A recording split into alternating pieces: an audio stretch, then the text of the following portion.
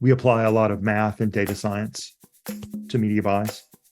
There are about two dozen different models we can run for clients, whether that's propensity to buy analysis or inventory analysis, delivery analysis, media mix, market attributions, multi-channel attributions. I mean, there's so many ways to see the unseen, and that's just math. Welcome to Business Ninjas, brought to you by WriteForMe, where you'll hear from business leaders who are out there growing their business and slaying it every day. Learn from the masters. Let's get started.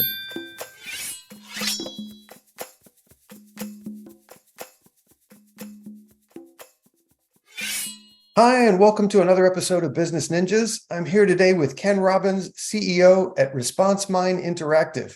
Ken, how are you doing today? I'm doing great. Thank you so much, Andrew. It's my distinct pleasure. I appreciate you spending some time with us here on Business Ninjas. Please tell us a little bit about yourself and about ResponseMind Interactive. Well, I am the CEO and founder of ResponseMind Interactive, ResponseMind Digital, and RMI Fusion. And we're a direct marketing digital ad agency. That was short and sweet, sir. You are the founder, so I suppose you're the right person to ask for the origin story of ResponseMind Interactive. How long have you been in business? Well, we opened our doors in June of 2001, and it's actually a second career for me.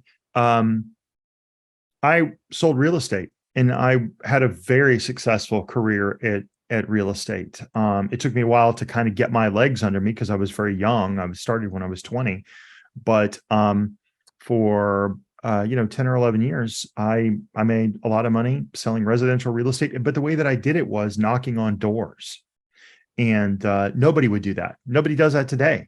But I literally would knock on 150 doors a day, 3 days a week, for about 3 to 4 months of the year, and that flooded the pipeline with listings and buyers and new business. And, I just prospected like hell. One of the doors I knocked on was a guy who owned an ad agency. And after about 10 or 12 years of selling real estate, I was visiting with him. We became good friends. I actually sold him several rental properties and worked with him on several transactions. And we became friends. And one day I told him in 1996 that I was going to leave real estate. He said, "Holy cow, your signs are everywhere. Why would you do that?" I said, "I'm just bored with it.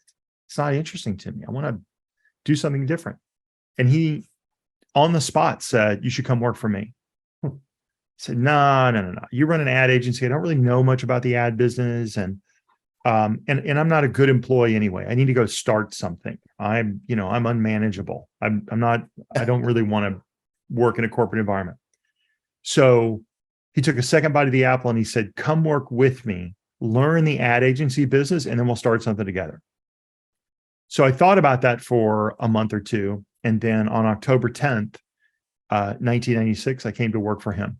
Well, he ran the largest direct response TV agency in the Southeast. Okay. And they had great clients like Dirt Devil, Harrah's, Save the Children, a lot of nonprofits. And for about 4 or 5 years, I got exposed to a lot of just hardcore direct response creative, DRTV production, media decisioning, direct mail, benefit-oriented copy, calls to action, offers, all those things, database analyses. And it was fascinating, absolutely fascinating. Well, at the end of 2000, the internet was sort of kind of coming along, and they had a chance with one of their clients to start testing using the internet to get clients and customers. And that client of theirs was Earthlink, which was selling web hosting. This is 1999 to 2000, in that range. And so they really didn't have anyone to run this media test. And I said, "Well, all right, I'll do it." So they gave me $45,000. I spread that $45,000 across this little tiny search engine called GoTo, and across some banner advertising and email advertising and display and a few things. And we set up all the tracking. We ran the test. Now, here's the deal. In direct mail, they were spending $300 to acquire a web hosting customer. Their target was about 120 to 130 bucks per new account acquired. So they were way, way, way out of spec. They spent a lot of money, hundreds of thousands of dollars per quarter in direct mail. I run this little test, and the worst performing thing were the banner ads, which came in at $80 per new web hosting account. Little tiny nascent search engine go-to, there was no Google search. There was no Bing. There was no Yahoo at that point. Came in at $8 cost per new web hosting account. Well, the client, being very smart, said, we need to start putting more money in this. And within a couple of months, I had $100,000 a month budget to wage on the internet to acquire web hosting customers. So I went to the partners and said, okay, I've been working for you for almost 5 years now. And I think that this is a business that we could start together. We could literally create a business around doing nothing but applying all these direct marketing techniques to the internet. It's scaling up. It's got legs. If it works for Earthlink, it's going to work for a lot of people. And they said, okay. So they backed me. They started funneling a few clients to me. Then I started going out and getting my own clients because I'm pretty good at prospecting. And that's how we started. Hey, anybody that can actually gain the trust of people by knocking on their doors in the 21st century is pretty good at prospecting, I would say. Yeah. Here in 2023, knocking on doors is more of a dangerous business than it was 25 years ago. So, absolutely, it definitely can be. But by the way, Earthlink was my ISP at that time. They were the only people providing half decent DSL in New York City, where I lived. So that was my provider. So wow. You did a good job acquiring me as a. Super. What verticals are you servicing at ResponseMind? Who are your clients? Well, we will take on any sizable, I say that we'll take on pretty much any sizable B2C direct marketing client, but there are three categories where we have high client concentrations. We have a lot of expertise and depth, and that is certainly healthcare. So we've done patient acquisition marketing, lots of health and wellness marketing, supplement companies, therapies, and all those things, fitness. Our largest client sets are in retail and in home services, for sure. And we work with some of the largest retailers there are. We worked with Home Depot for 6 years, took them into the billions of dollars in revenues. We've worked with Carhartt, Spanx, Carter's. Some of our top clients now are Salt Life and Terminex. And so, those categories, what's interesting about retail is it's very marketing driven. So not all industries are marketing driven. Many industries are marketing stimulated, but not driven day to day. But like travel and retail and e-commerce, for sure, are driven by marketing. Tomorrow's revenues, next month's revenues are accelerated by spending marketing dollars today. And there's all the energy and dynamism around promotions, pricing, holidays, seasonality, product inventory, innovations and additions. And so that requires a certain level of expertise, which I think that, we have a lot of talent to be able to deliver on that chaos, honestly. In terms of taming the chaos, I assume that AI is playing a larger and larger role in terms of customer behaviors and things like that in acquisition. Is that the case? Well, it is, but not necessarily driven by us, more operated by us. So certainly all of the major platforms are using machine learning and algorithmic decisioning and their versions of AI, if it is true AI, maybe sometimes it is, to target. And they are taking advantage of privacy rules and changes to iOS, for example, that limit tracking and measurement to become walled gardens. And as a result of that, they're removing some of the operational tools from my people's hands and from media buyers' hands. Used to be there were over 30 things you could do to improve the performance of a keyword. Most people don't realize that. They're thinking about 6 or 7 things: change bidding, change budgeting, change creative, add more keywords. And it used to be we might have 1 million keywords in an account. Now we might have 200 keywords in an account and 20,000 negative keywords. And the reason for that is because Google is making all the decisions of to whom that ad is going to appear. So we've got to exploit their algorithms and AI and be very understanding of how that targeting works in order to get the most yield. Otherwise, the platforms will just spend, overspend without any result. They're very detached from the outcome for clients. All of them are. Meta, X, TikTok, Google, even Amazon. They just want the ad dollars. No matter what they say, they're not necessarily concerned at all with the ROI of the client. They're concerned about the ad dollars. So our job as an intermediary is to work their systems, which now are progressively more artificially intelligence driven or machine learning driven, to get the most yield. Interesting. For a company not to be concerned with ROI must be an interesting position to be in if you have enough revenue that you're not worried about it at that point.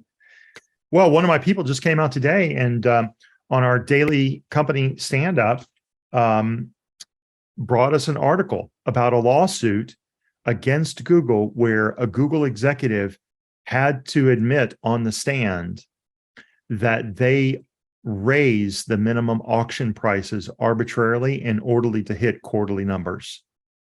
So, for example, if you're advertising on a keyword and there are no other competitors, you do not get the benefit sometimes of the lowest possible price. Let's say 5 cents a click. They might raise the floor to 10 cents a click or 20 cents a click because they need to hit their quarterly numbers. So don't think for a minute that that large clients especially are nothing but billing sources and revenue sources for these engines. It's not a true partnership.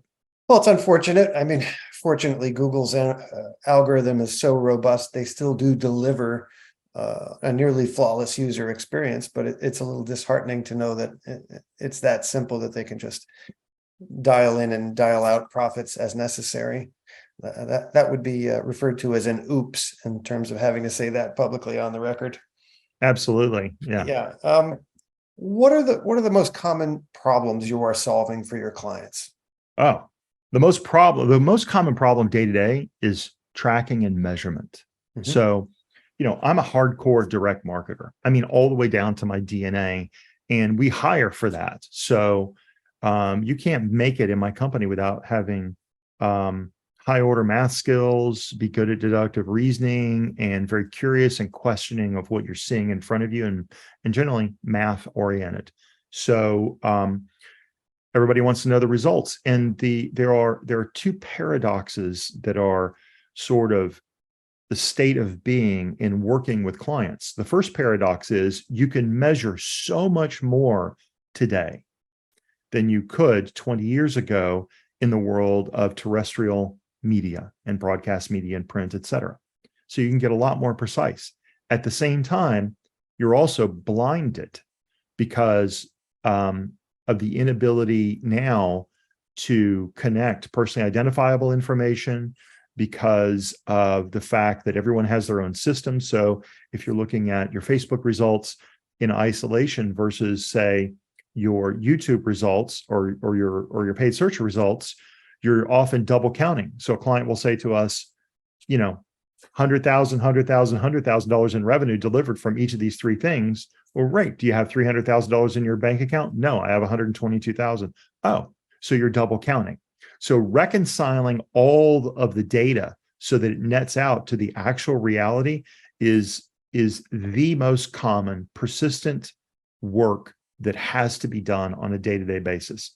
I have a company with lots of people who have to count and track things, and not very many people who have to write things. If we want to write something, we have to go to experts like you in order to find good expert writers and content creators for whatever the purpose is. So I'm largely in the business of counting things, counting which ad works, which landing page is working, which creative is working, which product. And so I would say, to answer your question, and I'm never succinct about my answer, sadly, the problem we're solving mostly is reconciling what just happened with the advertising we're waging. Hey, data is interesting, and there is a proliferation of it. Now, what are you doing with it, and what does it mean to you? How are you interpreting it? And, how are you wrangling it? That's an important task. Yeah. What differentiates ResponseMind Interactive in the market? What makes you stand out from your competition? I would say there are two things.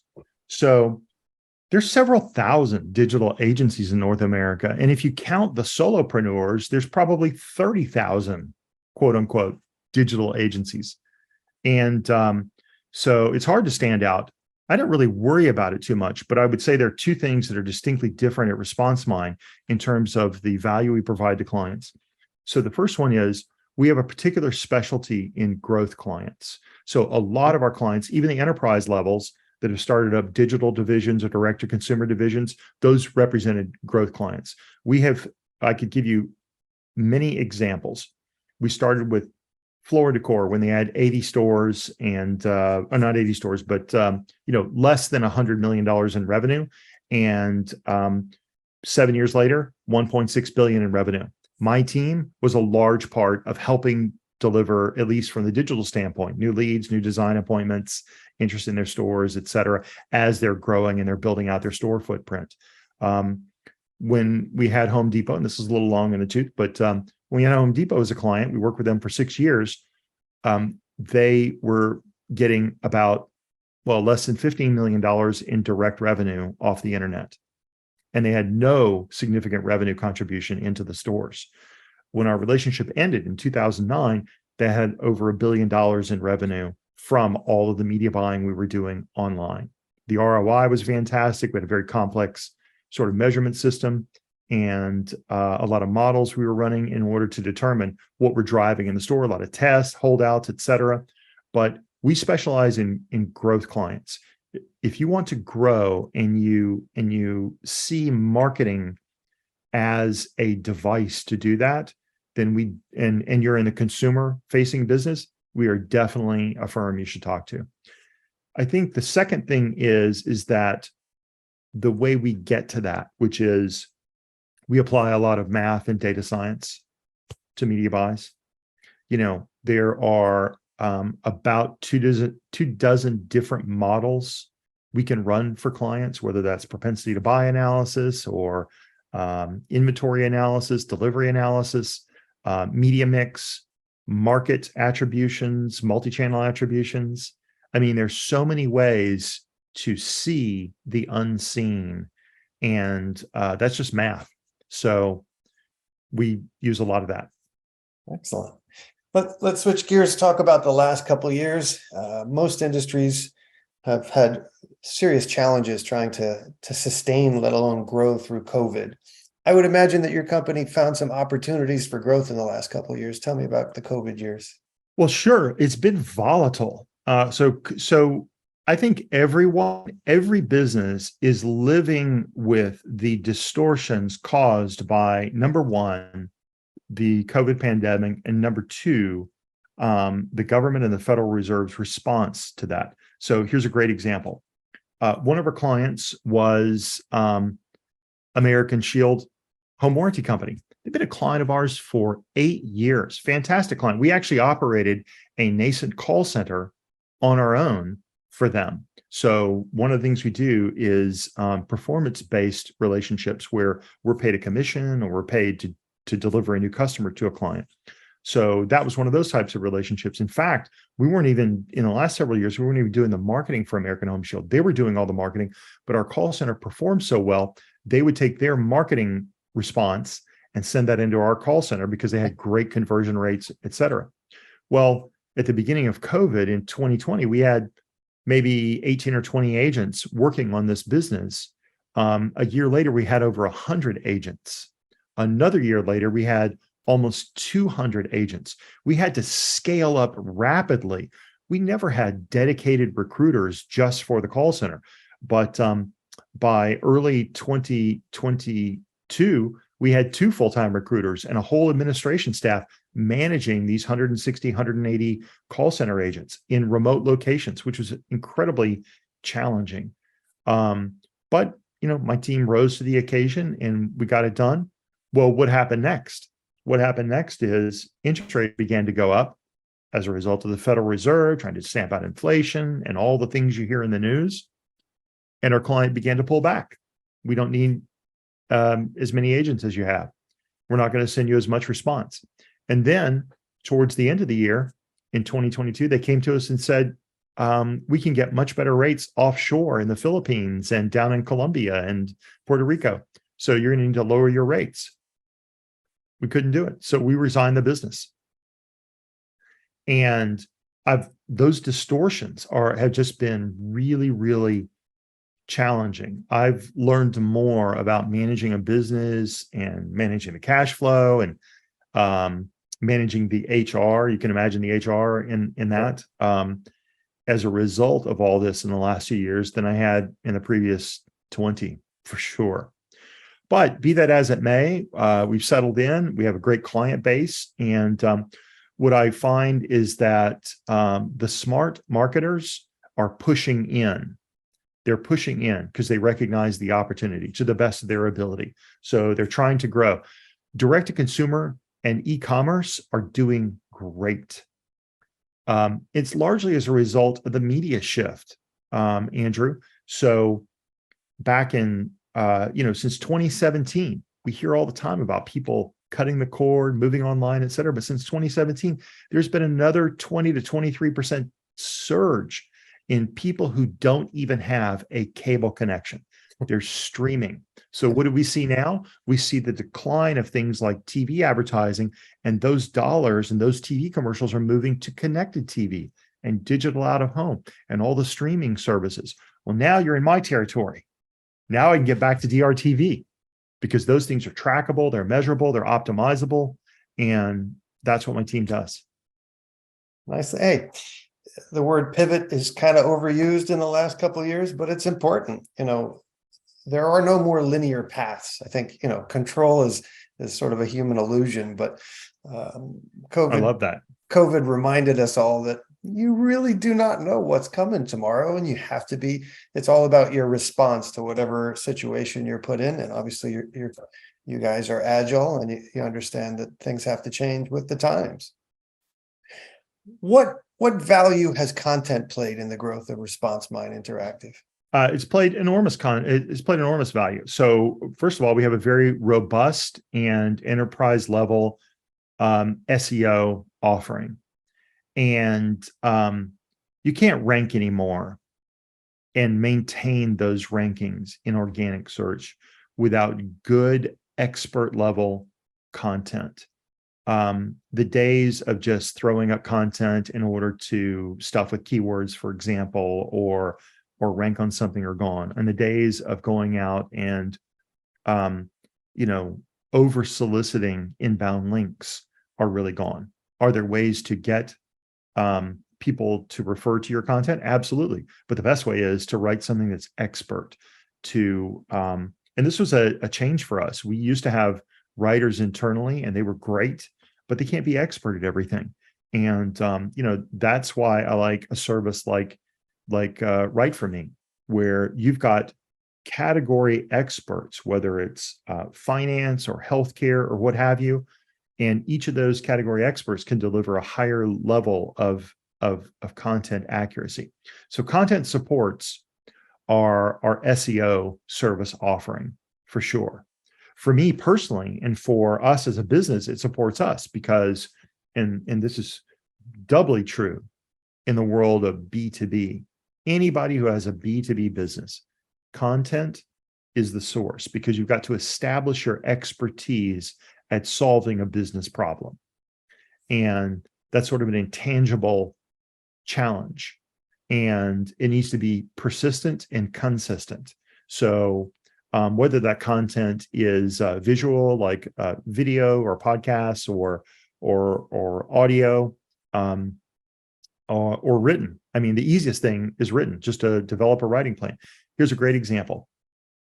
there was a time a few years ago where we said, we have some medical clients, we have some patient oriented clients, but the space we really want to play in is in wellness, which is different than patient acquisition. Yep. So I've had a health transformation myself over the last decade, and I'm definitely, if there's a category of consumer called alternativist, that would be me. Like, it's supplements, organic. I've been vegan for 30 years. I haven't eaten more than 3 decades. And so, I'm quite a bit of a health nut, if you will. So I took the lead on that and said, I'm going to make the foray into this industry and establish our expertise at marketing direct to consumer health and wellness products. How did I do that? The first thing I did was I opened up a blog, and that blog is called goodfatroi.com. All right. And so I immediately began composing articles and titles and working with writers to help me flesh out these articles to put that content out there. There's over 200 articles on that blog in just the last couple of years. And what does that do? Well, we end up landing supplement companies and behavioral health centers, and we've had the opportunity to pitch gyms and fitness and weight loss and those kinds of things. Why? Because that establishes our expertise. So I think, content marketing not only helps our clients, like in the world of SEO, et cetera, but it certainly helps us as a company. And I think anybody that's doing B2B marketing has to be a content first forward part of their strategy. To say that you speak our language is an understatement of epic proportions. We're in a time where I think people do more research than ever to pull the trigger on any purchase, any relationship. There's just such a proliferation of options that you have to lead the conversation with value now. There has to be engaging, educational, valuable content on your website. So here, just know that I did not pay this man to say the words he just said. Please tell me, look down the road about a year. What are some things you'd like to be celebrating personally and professionally? I'm going to tell you right now. 1 year from now, I would like to be celebrating the 100% retention of all the talent in my company. Hey, beautiful. I have, dedicated employees, smart employees, and very loyal. I was in a meeting yesterday where we had to state our name, introduce ourselves, and we also put out how long we've been with the company. And I, realized as I'm listening to them, decade, almost a decade, almost at the 5-year point. And those are long tenures in the ad agency world. And these are all really, really talented people who are good at their craft and the portions of the things they're doing for clients. So I would say that I'd love to be celebrating the 100% retention of all the talent in my company a year from now. Secondly, I'd love to have more talent. I'd love to have, be growing like anybody would. Excellent.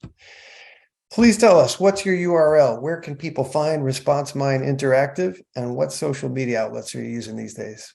Oh, you should definitely go to responseminddigital.com. That is our leading website. We've got a lot of websites, but that's our primary business website for interfacing with clients. And you can find us on LinkedIn. That's probably the place we're most popular.